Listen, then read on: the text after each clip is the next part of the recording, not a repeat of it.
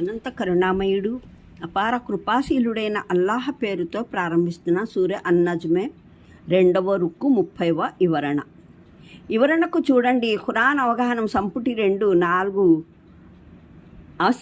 అన్నిసా పాదసూచి 53. వివరణకు చూడండి.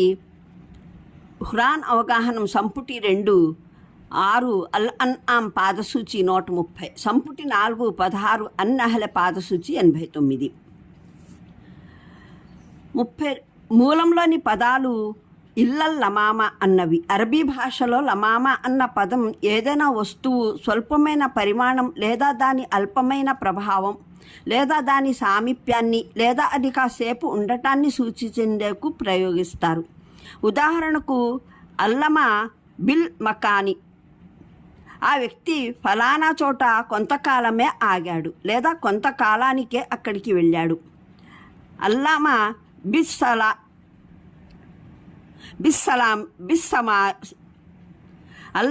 బిస్సమామి, అతను కొద్ది అన్నమే తిన్నాడు. బిహి లమమున్, అతని బుర్ర కాస్త చెదిరిపోయింది లేదా అతనిలో బుద్ధిమాంద్యం తొంగి చూస్తుంది అనే భావంలో ప్రయోగిస్తారు. ఈ పదం ప్రయోగానికి అర్థం ఒక వ్యక్తి ఏదైనా చేష్టకు పాల్పడలేదు కానీ దాదాపుగా ఆ చేష్ట దాపులకు వెళ్ళాడు అన్నది. ఫరా, ఒక పండితుడు ప్రకారం అతను అరబ్బులను ఇటువంటి వాక్యాలు పలుకుతూ ఉండగా విన్నాడు. జర్బహమాలమా ఖతల్, ఫలానా వ్యక్తి అతన్ని ఎంతగా కొట్టాడంటే ఇక చంపివేయడం ఒక్కటే మిగిలింది. అల్లామా ఎఫ్ అల్, ఫలానా వ్యక్తి దాదాపు ఈ పని చేసేసేవాడే. కవి అంటాడు, అమ్మత ఫహియత సుమ్మ ఖామత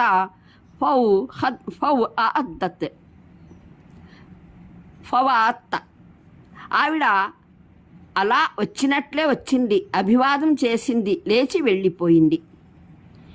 ఈ ప్రయోగాల దృష్ట్యా వ్యాఖ్యానకర్తలలో కొందరు లమామ అంటే చిన్న చిన్న పాపాలు అని అర్థం చెప్పారు.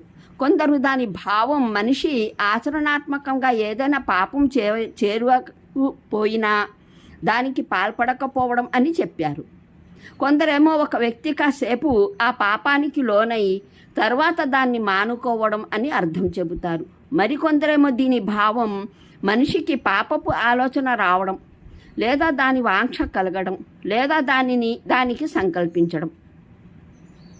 అయితే ఆచరణాత్మకంగా ఏ చర్య తీసుకోకపోవడం అని చెబుతారు.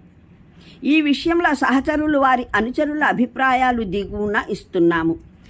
జైద్ బిన్ అస్లం ఇబ్ను జైద్ ప్రకారం ఇంకా మహానీయ అబ్దుల్లా బిన్ అబ్బాస్ రజియల్లాహ్ కూడా చెప్పినట్లు ఒక సూక్తి ఏమిటంటే దీని ఉద్దేశం ఇస్లాంకు పూర్వం అజ్ఞాన కాలంలో జనులు చేసిన పాపపు కార్యాలన్నది. తర్వాత ఇస్లాం స్వీకరించిన పిదప వారు వాటిని వదిలివేశారు. ఇబ్ను అబ్బాస్ చెప్పిన మరో అభిప్రాయం మహానీయ Abu Hurairah, Abdullah bin Amr bin As రజియల్లాహ్, Mujahid Hasan Basri, Abu Salih రహమా తదితరుల అభిప్రాయం కూడా ఇదే. మనిషి ఏదైనా మహాపాపం లేదా ఏదైనా నీతిబాహ్యమైన చేష్టకు కాసేపటికి లేదా అనాలోచితంగా పాల్పడటం తర్వాత దాన్ని వదిలివేయడం. హజరత్ అబ్దుల్లా బిన్ మసూద్ రజియల్లాహ్, మస్రూహ్ షబీ రహమా అభిప్రాయం హజరత్ అబూ హురేరా, హజరత్ అబ్దుల్లా బిన్ అబ్బాస్ రజీ ద్వారా కూడా విశ్వసనీయమైన ఉల్లేఖనాలు ఉటంకించబడ్డాయి.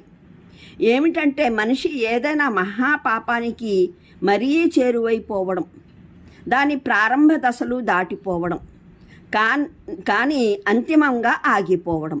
ఉదాహరణకు ఒక వ్యక్తి దొంగతనానికి వెళ్ళడం కానీ దొంగతనం మానుకోవడం, అలాగే పరిస్త్రీని కలవడం కానీ వ్యభిచారానికి ఒడిగట్టకపోవడం. హజరత్ అబ్దుల్లా బిన్ జుబైర్, ఇక్రమా, హతాదా, జహాక్ రజియల్లాహ్ చెప్పేదాన్ని బట్టి దీని భావం చిన్న చిన్న పాపాలన్నది. వాటి కోసం ప్రపంచంలోనూ ఎటువంటి శిక్ష నిర్ణయమై లేదు. పరలోకంలోనూ వాటికి శిక్ష పడే అభిశాపం ఏదీ చెప్పడం జరగలేదు. సయీద్ బిన్ ముసయ్యబ్ ప్రకారం దీని భావం పాపపు తలంపు మనసులో రావడం కానీ ఆచరణాత్మకంగా దానికి పాల్పడకపోవడం అన్నది. ఇవి మహానీయులైన సహచరులు వారి అనుచరుల విభిన్న వ్యాఖ్యానాలు. ఇవి ఉల్లేఖనాలలో ఉటంకించబడ్డాయి. తరువాతి వ్యాఖ్యాతలు ఇమాములు ఫుఖహా ఇతోధికంగా ఒక విషయాన్ని అంగీకరించారు. ఈ ఆయత్ నిసా సూరాలోని 31వ ఆయత్ అతి స్పష్టంగా పాపాలను స్థూలంగా 2 విధాలని సూచిస్తాయి. ఒకటి మహాపాపాలు కబాయిర్, రెండవది అల్పమైన పాపాలు సగాయిర్. ఈ 2 ఆయట్లు మానవునికి ఆశగొలిపే విషయం ఏమిటంటే, వారు కబాయిర్కు నీతిబాహ్యమైన వాటికి దూరంగా ఉన్నట్లయితే అల్లాహ్ అల్పమైన పాపాలను మన్నిస్తాడు అన్నది. కొందరు పండితులు ఏ పాపము అల్పమైనది కాదని, దైవం నిషేధించిన ప్రతి పాపము స్వయంగానే కబీరా అవుతుందని అభిప్రాయం వెలిబుచ్చిన ఇమాం గజాలీ చెప్పినట్లు కబాయిర్ సగాయిర్ల మధ్య వ్యత్యాసం కాదనజాలని విషయం. షరియత్ ఆదేశ జ్ఞానం ఏ సాధనాల ద్వారా ప్రాప్తమవుతుందో అవన్నీ ఈ విషయాన్ని సూచిస్తున్నాయి. ఇక సగీరా కబీరా పాపాల మధ్య తేడా ఏమిటి అన్నదే ప్రశ్న. ఎటువంటి పాపాలు సగీరా అల్పమైనవిగా, మరెటువంటి పాపాలు కబీరా మహాపాపాలుగా పరిగణించబడతాయి అంటే ఈ వ్యవహారంలో ఒకటి మటుకు సంతృప్తికరంగా నిరార్థితమై ఉంది. మహాపాపం అన్నది దైవ గ్రంథం, ప్రవక్త మహానీయుల సంప్రదాయంలోని స్పష్టమైన మూలాధారాలు దేన్నైనా హరాంగా నిర్ణయించింది, లేదా దానికి అల్లాహ్ ఆయన ప్రవక్త ప్రపంచంలో ఏదైనా శిక్ష నిర్ణయించి పెట్టింది, లేదా దానికి పరలోకంలో శిక్ష ప్రాప్తమయ్యే అభిశాపం ప్రవచించబడి ఉన్నది, లేదా దానికి పాల్పడిన వానికి అభిశాపం ప్రకటించి ఉన్నది, లేదా దానికి లోనైన వారికి శిక్ష అవతరిస్తుందన్న సమాచారం ఇచ్చినది. ఇవన్నీ మహాపాపాలు. ఇటువంటి పాపాలు తప్ప శరీయ దృష్టిలో అభిలషణీయం కానివన్నీ సగీరా గునాహ లేదా అల్పమైన పాపాలుగా నిర్వచింపబడతాయి. అలాగే కబీరా చేయాలన్న కేవలం వాంక్ష లేదా దాని సంకల్పము కబీరా కాదు, సగీరాగానే పరిగణించబడుతుంది. కడకు ఏదైనా పెద్ద పాపానికి ప్రారంభ దశలు దాటిపోవడం కూడా మనిషి దానికి పూర్తిగా ఒడగట్టనంత వరకు అది కబీరాగా పరిగణించబడదు. అయితే ఒక స్థితిలో సగీరా పాపం కూడా కబీరాగా రూపొందుతుంది. అది ధర్మం పట్ల చులకన భావంతో, అల్లాహకు ప్రతిగా అహంకార భావంతో చేసినప్పుడు, దానికి పాల్పడిన వాడు దాన్ని ఒక చెడుగుగా పరిగణించిన షరియత్ని ఖాతరు చేయదగనిదిగా భావించినప్పుడు అది కబీరాగా మారిపోతుంది. అంటే అల్పమైన పాపాలను మన్నించడానికి కారణం అల్పమైన పాపాలు కావు అని కాదు.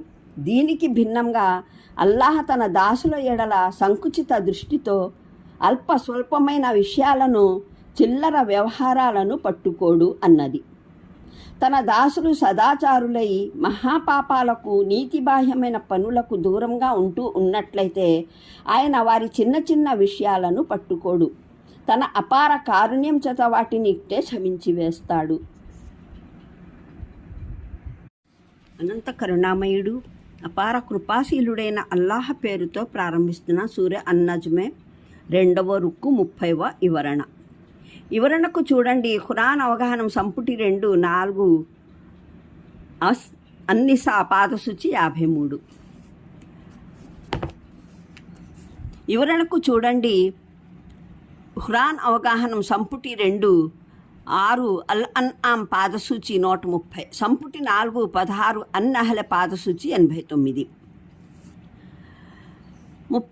మూలంలోని పదాలు ఇల్లల్ లమామా అన్నవి. అరబీ భాషలో లమామా అన్న పదం ఏదైనా వస్తువు స్వల్పమైన పరిమాణం లేదా దాని అల్పమైన ప్రభావం లేదా దాని సామీప్యాన్ని లేదా అది కాసేపు ఉండటాన్ని సూచించేందుకు ప్రయోగిస్తారు. ఉదాహరణకు అల్లమా బిల్ మకాని, ఆ వ్యక్తి ఫలానా చోట కొంతకాలమే ఆగాడు లేదా కొంతకాలానికే అక్కడికి వెళ్ళాడు. అల్లామా